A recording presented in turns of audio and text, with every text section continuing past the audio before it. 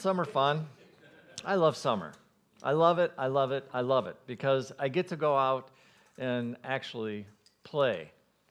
And last weekend, I've done something I've been doing for over 40 years, and that is I went to Toronto, and some dear friends of mine get together, and we hang out in Toronto for three days, 3 nights, 4 days, and it is the most unique experience ever because I do something that is so foreign and so different from my day-to-day life. This is my life, okay? I sit around and I talk about spiritual things, and we talk about all the fun stuff that I love to play with. These guys, these 3 friends of mine, are architects and urban planners. Fascinating, right? So there's my buddies, and it's us relaxing and hanging out. Here are the 3 urban planners. They're looking at something, and they're, hey, look at this. What about this? What about that? Here is on the roof of, because we've been doing it for so long, 2 of my friends now own a condo in downtown Toronto, so that's us sitting on the roof at night, enjoying a nightcap, and checking out the CN Tower and everything that's in Toronto. So it just makes it a whole lot of fun. But the thing that I always come away from when I spend a weekend with them is how fun it is to be around them because they are so connected. In other words, they are living exactly what they were meant to do. And when you're around somebody who is doing something that they were born to do, they have a different energy about them. Does anybody know what I'm talking about? There is no doubt about it. If you want that experience, and I'm sure there's others I could ask you to go have a talk with, but one of the people in this congregation right here, if you want to have a lot of fun, is this guy. Go ask Scott sometime about teaching and children and what it meant for him to do it for 30 years in the Chicago public schools and the difference that he made in those kids' lives. And I'm telling you right now, it will change you because of what he did. And he's still passionate about it. He's just doing it in a different way now, right? It's incredible to be around it. You can actually feel the vibration as you're around people like that. They rise up. It can feel that. And that's what I kept thinking about. It's like, wow, what about them? It's like so infectious to be around somebody like that. And as I thought about that, I think about what happens with somebody like that when you're around somebody like that. And it's like your vibration changes. And I started thinking about this idea of my vibration, my vibration, my vibration. And then all of a sudden I started thinking about, oh, spiritually, that's what it is. It's because we are all vibrational beings. We are. That is who and what we are, and we live in a vibrational environment. Okay, so let me get this straight then. I'm a vibrational being. I'm living in a vibrational universe. Yes, you are. And by the way, I'm not the only one who thought this. Einstein, everything in life is a vibration. That's Einstein saying that. Oh, yeah. Somebody else who kind of said something about that. If you wish to understand the universe, think of energy, frequency, and vibration. Couple smart people telling us, hey, you know what? You might want to pay attention to your vibration, right? Did you know you can actually measure your vibration? You can. What's this? It's called the Map of Consciousness, developed by David Hawkins. Anybody familiar with Hawkins? Amazing author. Incredible. If you look at this chart, you may not be able to see it. It's okay. Don't worry about it. But I'm just going to tell you, if I go right here, I can see under the energetic log, each one of these emotions, if you will, carries a certain vibration. So not only can we track it to your emotion, we can also attack it. You can be defined by you. So in other words, I could have you go online. I could have you take this little thing, and it would come back and tell me roughly what vibrational level you're hanging out at. And by the way, we all hang out at a different vibrational level. Did you know that? And it can be measured. Did you know that? Now you know it. So you can do that. Yeah, you can.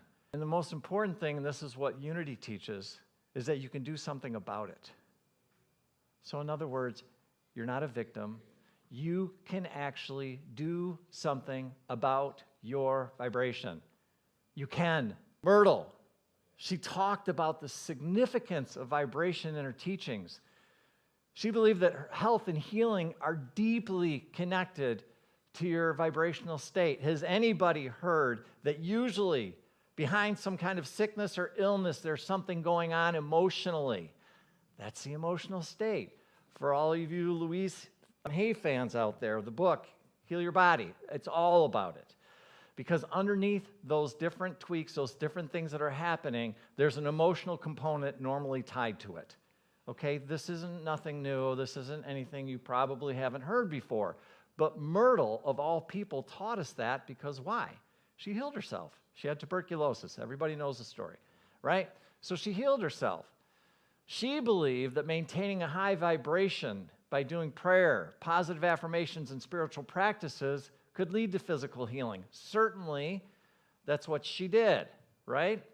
And she taught by aligning one's vibration with the divine, one could experience greater harmony and well-being. So what did she do? She went, I'm a vibrational being. I'm over here and I got tuberculosis. I want to come over here where there's health. And what I'm going to do in her own way is she figured out how to go from here to there. And for her, prayer, meditations, affirmations. That's the way she did it. Charles, he often discussed this idea of your vibration. And everything in the universe, including your thoughts and feelings, all have a vibration to them. They all have a vibrational frequency, right? In his writings, what he would talk about is this idea of positive thinking, affirmations, meditations, as a way to maintain your vibration.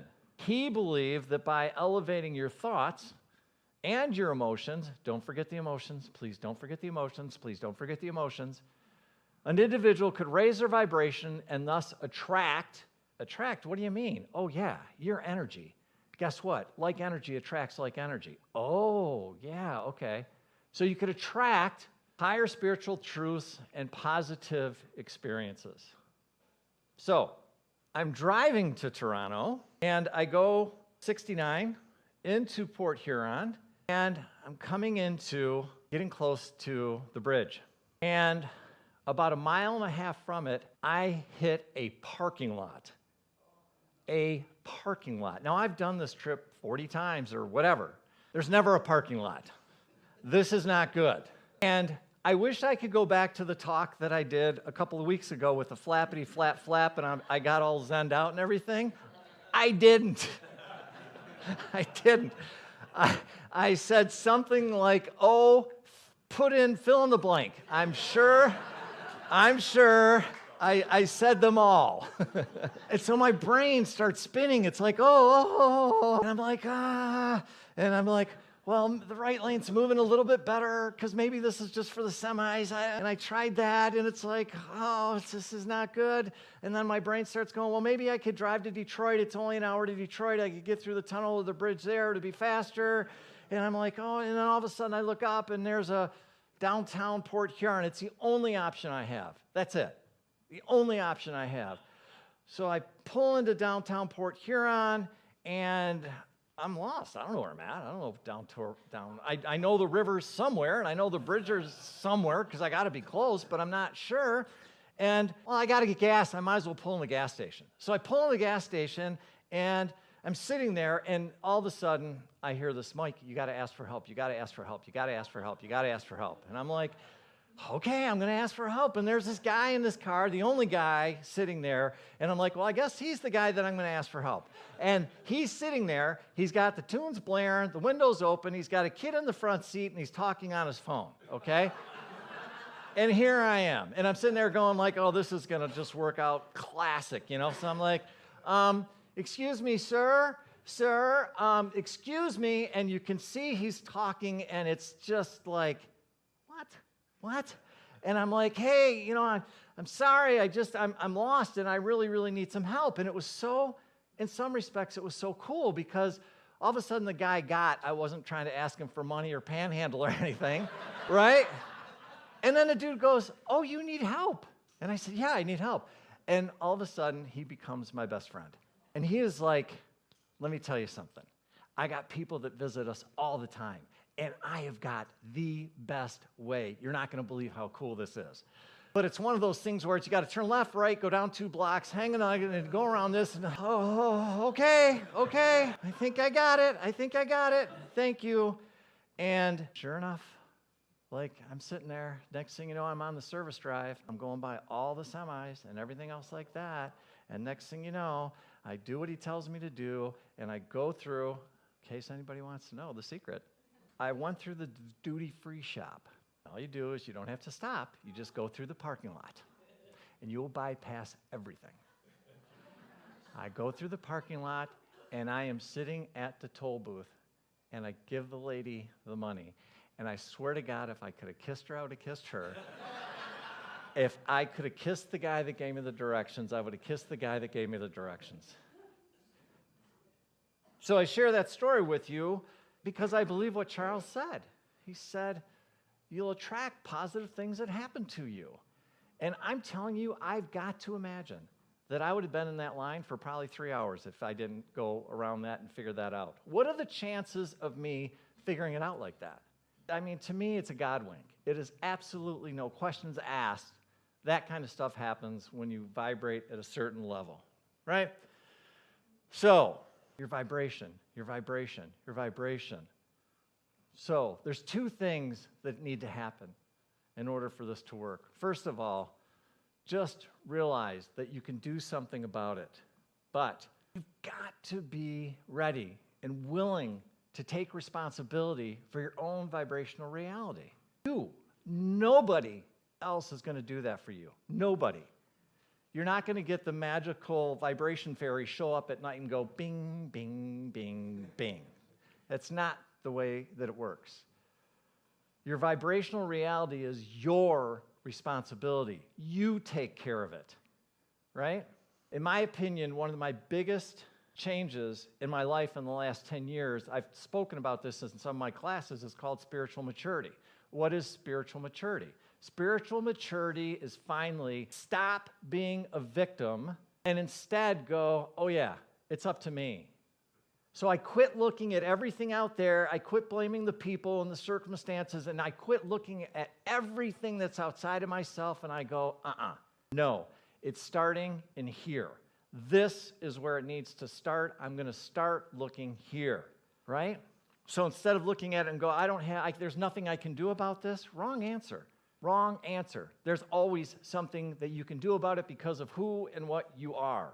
Every single time there's something that you can do about it. It's just a matter of going, oh yeah, it's up to me. I got to change it, right? And then by changing my inside, my outside begins to change.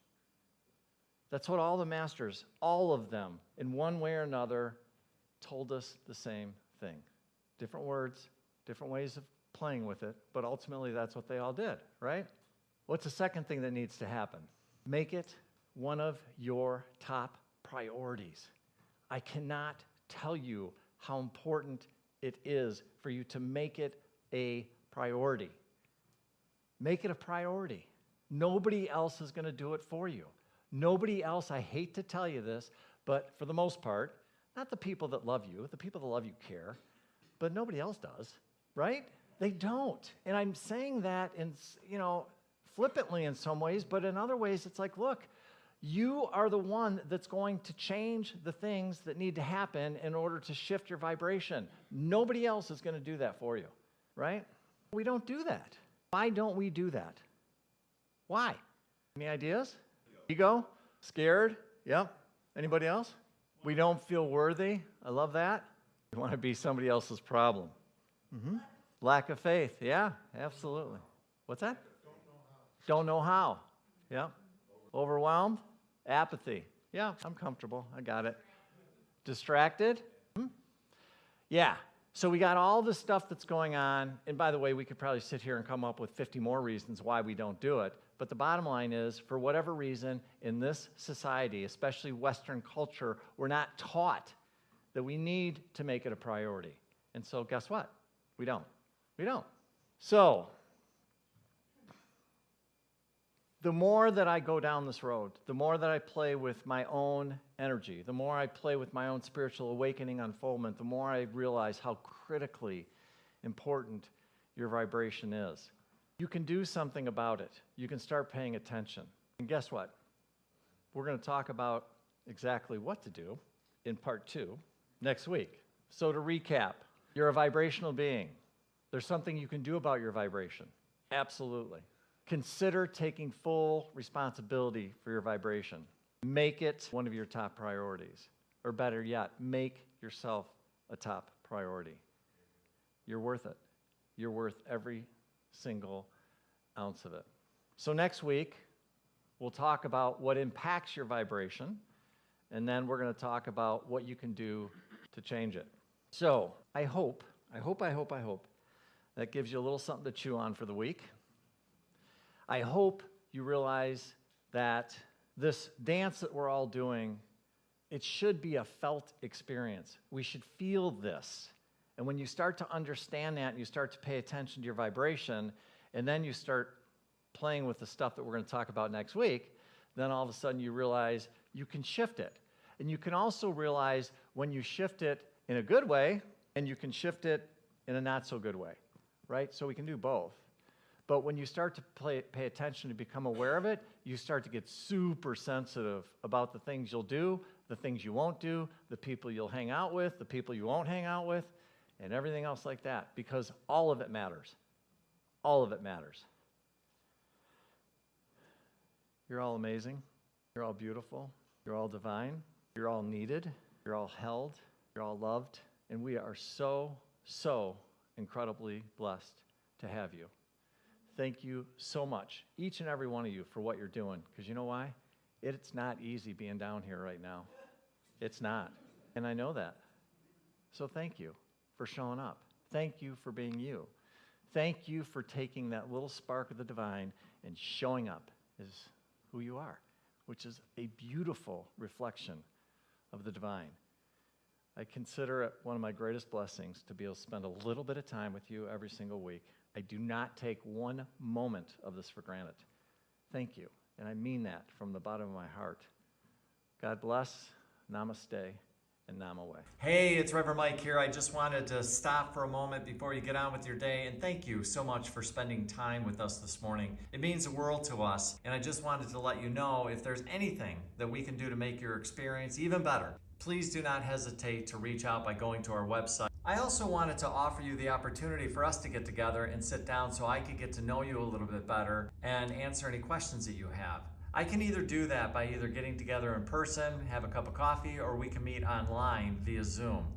If you're interested, please don't hesitate to reach out. You can reach me at michael@courage2thrive.com. And lastly, if you find these messages are helping you, we would be tremendously grateful if you'd consider donating to the center. The best and the easiest way to do that is simple. Just go to our website.